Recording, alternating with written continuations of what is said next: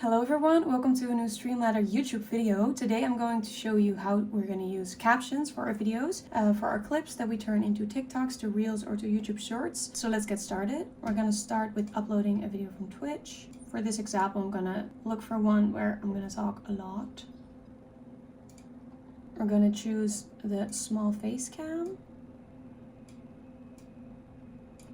and the gameplay. I always try to make sure to put it in 9:16 size. Then I'm quickly gonna move over to captions. Here you can see you have a lot of options. Just go with whatever fits your style. So what I like is very simplistic, so I really like the Nodo one. As you can see, this one has a globe next to the name. This means that it also supports more languages such as Chinese, Latin, Hindi, Greek, and a lot more. We're gonna choose that one. Choose the language in which the clip is spoken.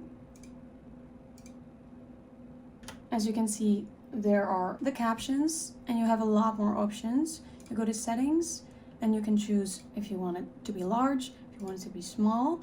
You can even choose if it has to be like a single word or grouped words. I'm gonna choose the single one, make it a little bit bigger. And then there's also this new cool feature. You can choose the animation style, such as fade, fades in, slide to the right. Here you go. There's a lot more options. As you can see, then you choose the text color. I think I really like this one. This one really pops, you know? The random rotation, you can turn it off or on. As it says, it randomly rotates the words. If you don't like it, just turn it off. Here you go. Remove punctuation. As you can see, it removes the question marks. If you don't really like this style, you can always choose to pick a different one. And lastly, in the captions itself, you can adjust every word.